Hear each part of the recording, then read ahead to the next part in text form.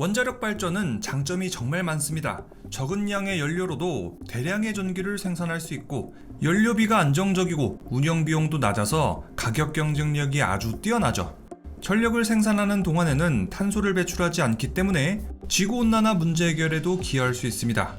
날씨나 계절의 영향을 받지 않고 24시간 꾸준하게 전기를 공급할 수도 있죠. 원전은 이렇게 장점이 많기 때문에 다양한 나라에서 적극적으로 사용 중인 에너지원입니다. 하지만 원자력 발전소엔 치명적인 단점이 있습니다. 원자력 사고가 발생할 확률은 극히 드물지만 만약에 사고가 발생하게 된다면 생태계에 아주 치명적이고 인근 주민들은 방사선에 피폭될 위험이 있죠. 그래서 한번 원전 사고가 발생한다면 수습도 까다롭고 비용도 아주 많이 듭니다. 체르노빌이나 후쿠시마 원전 사고 같이 초대형 사고라도 일어난다면 한 나라의 존립 자체가 위험에 빠질 정도죠. 또 원자력 발전소는 치명적인 방사선을 내뿜는 사용 후 해결료, 방사성 폐기물을 남기고 이 때문에 이걸 저장하고 처리하고 관리할 시설이 따로 필요하다는 것도 큰 단점입니다. 자, 그런데 만약에 이런 원전의 단점을 모두 없앨 수 있다면 어떨까요? 만약에 원전의 단점을 모두 없앨 수 있다면 원전은 경제성, 친환경성, 안정성까지 두루 갖춘 거의 완벽에 가까운 발전소가 될 수 있을 겁니다. 최근에는 소형 모듈 증식로, 즉 SMR에 대한 연구가 많이 이뤄지고 있습니다. 원전의 단점을 모두 없애고 장점만을 취한 궁극의 발전 수단으로 각광받고 있기 때문이죠. 자, 오늘 영상에서는 소형 모듈 증식로 SMR에 대해서 자세히 알아봅시다. 소형 모듈식 증식로 SMR의 특징은 다음과 같습니다. 먼저 SMR은 기존의 원전에 비해서 크기가 훨씬 작고 출력도 낮습니다. 또 SMR은 원전에 필요한 모든 구성 요소를 하나의 용기 안에다가 일체화시켰습니다. 그리고 SMR은 공장 제작형 모듈 기술로 공장에서 조립식으로 미리 다 만든 다음에 원전을 지을 부지에다가 보내서 레고처럼 조립만 하면 된다는 개념이에요. 그러니까 SMR은 마치 요즘 유행하는 이동식 모듈 하우스랑 비슷한 거예요. 이동식 모듈 하우스의 경우는 고객이 땅만 확보해 놓으면 공장에서 주문 받아서 공장에서 집을 미리 다 만든 다음에 그거를 트럭에 실어서 고객이 원하는 곳에다가 금방 설치해 버리잖아요. 이 집 안에는 물이고 전기고 될 거 다 되고 있을 것도 다 있고 말이에요. 이게 뭔가 SMR하고 그 개념이 비슷한 거죠. SMR의 개념은 간단하게 정리해드렸고 지금부터는 자세히 알아볼 텐데요. 먼저 SMR의 출력하고 크기부터 봅시다. 최근에 한국에 지어진 신한울 1호기는 그 출력이 1400MW나 됩니다. 신한울 2호기도 같은 출력을 내는데요. 이렇게 둘이 합쳐서 2800MW의 출력을 내죠. SMR의 경우는 어떨까요? 뉴스케일 파워사의 SMR은 2030년까지 상용화를 목표로 하고 있는데 뉴스케일 파워사의 SMR은 모듈 하나에 77MW의 출력을 냅니다. 신한울에 비해서 거의 20배나 출력이 적은 거죠. 뉴스케일 파워의 SMR은 크기도 작습니다. 원통형 설비 안에 원전 부품이 전부 다 들어있는데도 높이는 대략 23m, 그러니까 아파트 9층 높이죠. 직경은 4.6m, 무게는 약 700톤으로 설계됐습니다. 기존 원전에 비하면 훨씬 작은 거예요. SMR의 또 다른 특징 중 하나는 경납 용기 안에 원전 운용에 필요한 모든 부품들이 전부 들어있다는 거예요. 자, 기존의 원자력 발전소를 보죠. 먼저 경납 용기가 있고 그 안에 핵융합이 이뤄지는 원자로, 냉각수의 압력을 올려서 물이 끓지 않도록 막는 가압기, 원전의 출력을 조절하는 제어봉, 원자로를 식혀주고 다시 뜨거운 물은 밖으로 배출시키는 냉각제 파이프, 물을 순환시키는 냉각제 펌프, 증기 발생기 등등 수많은 부품들이 있어요. 자, 여기다가 경납 용기 밖으로 오른쪽으로도 수많은 부품들이 있어요. 터빈부터 해서 발전기, 복수기, 냉각 시스템부터 주급수 펌프까지 엄청 많죠.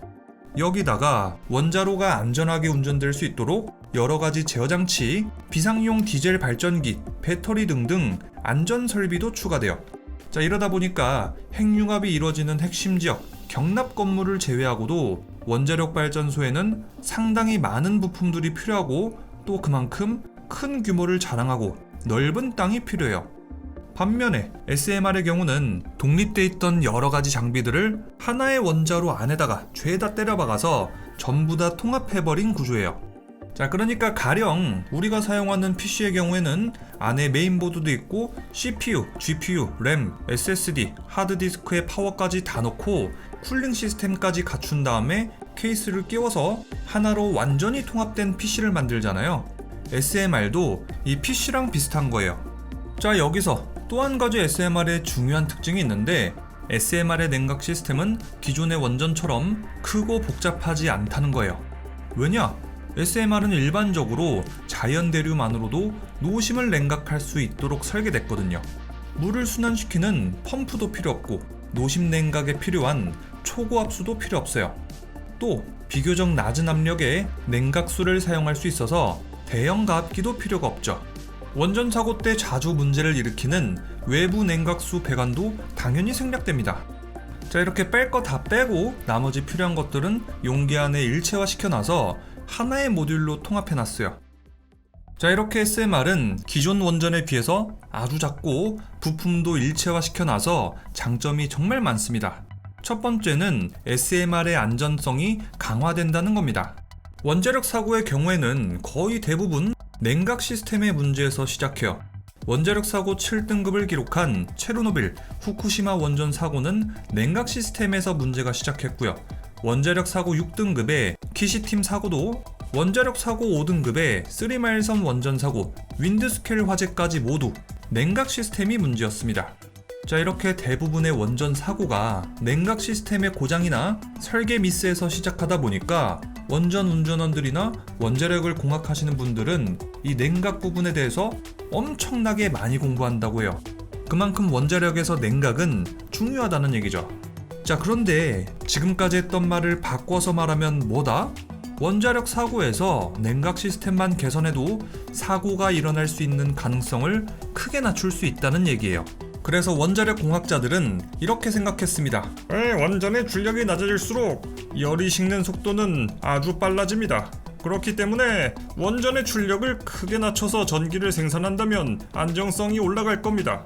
이런 아이디어에서 나온 SMR은 크기가 작고 출력도 적고 핵분열 물질의 양이 적고 붕괴열의 발생도 적고 열방사 면적은 넓어서 특별한 비상 냉각 장치를 갖추지 않고도 자연적인 공기 대류, 표면의 열 방사만으로도 붕괴열을 시킬 수 있습니다.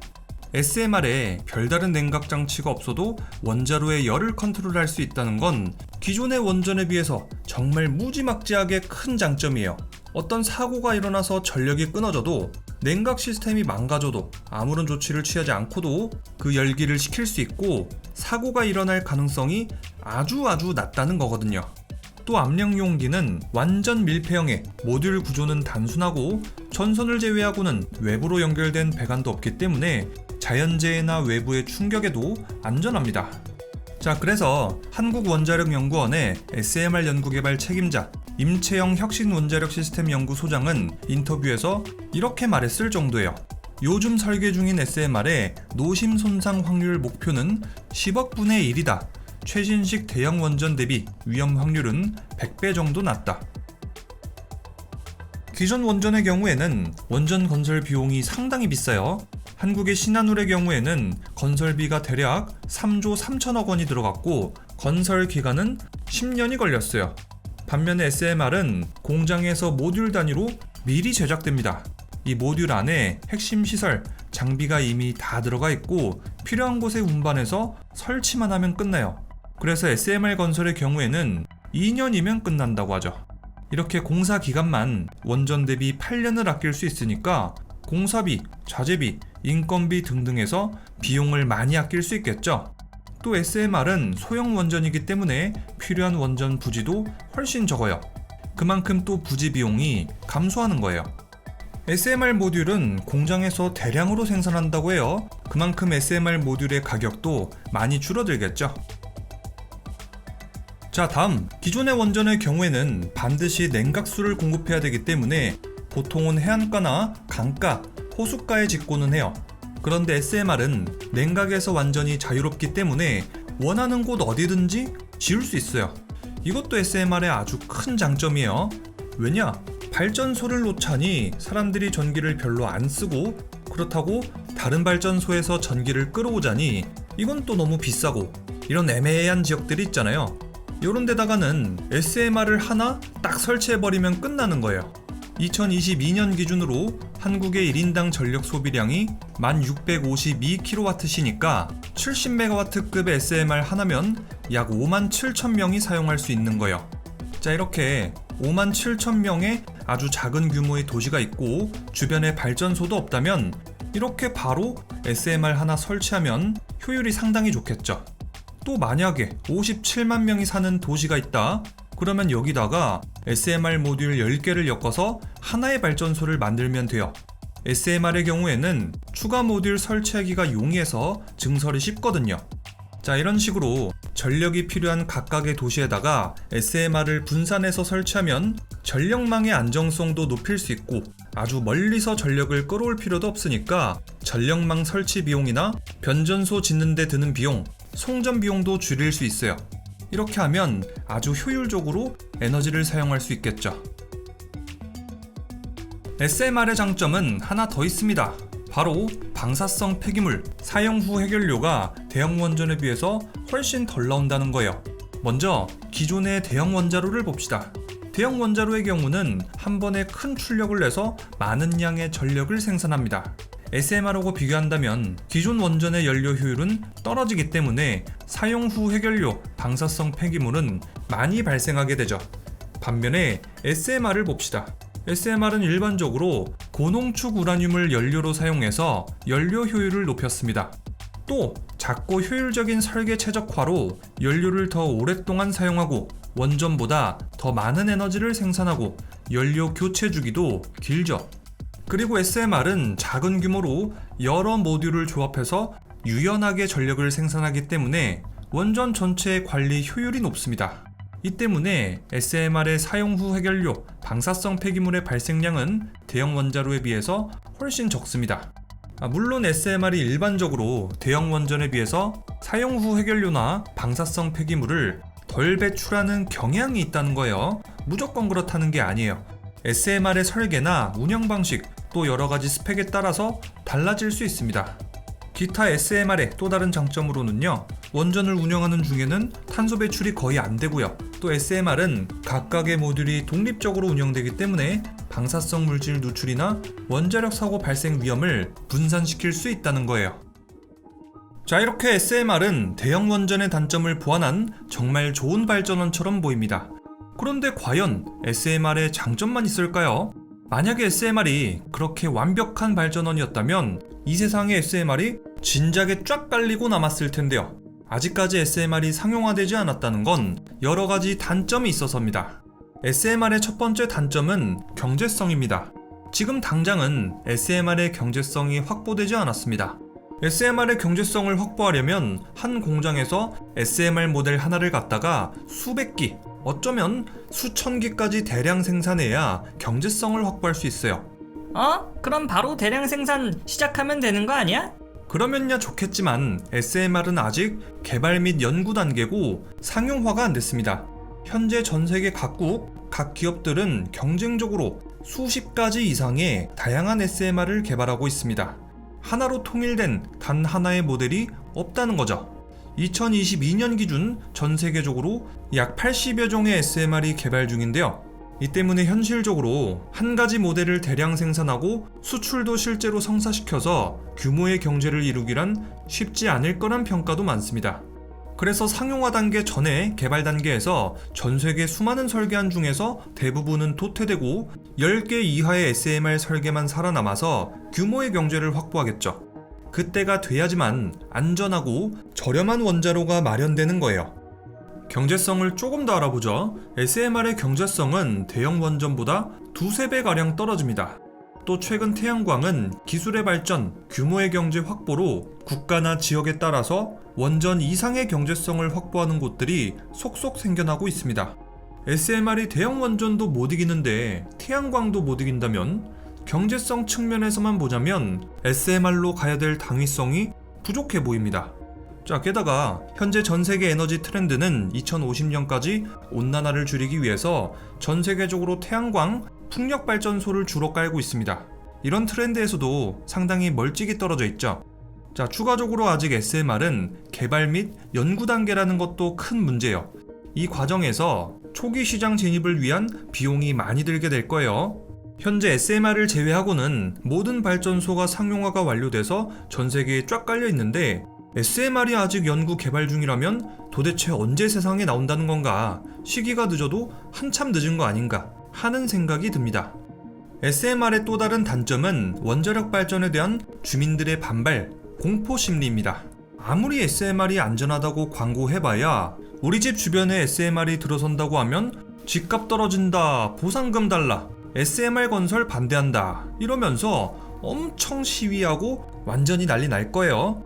또 원자력 발전하면 일반 시민들에게 있어서 원전 사고나 방사능 유출 이런 부정적인 인식이 먼저 떠오르고 또 사고에 대한 공포감이 먼저 떠오르기 때문에 민주적인 절차를 밟아서 SMR을 세운다는 건 진짜 어려울 거예요.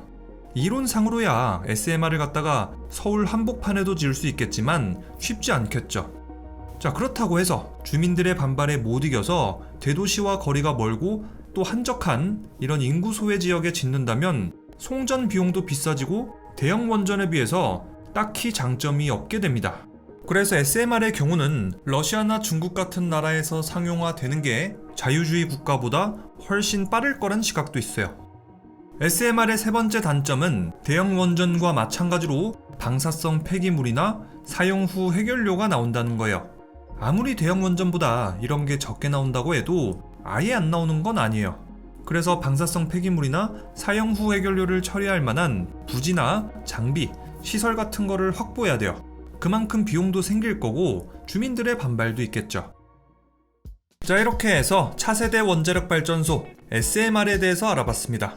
앞으로도 저는 계속해서 원전, 태양광, 석유 같은 에너지 관련 콘텐츠로 돌아올 예정인데요. 에너지 관련 주제로 우리 부엉이들이 알고 싶은 얘기가 있다면 댓글 달아주신다면 참고해서 콘텐츠로 제작하도록 하겠습니다. 그럼 댓글 많이 남겨주시고요. 지금까지 저는 리뷰형이었습니다.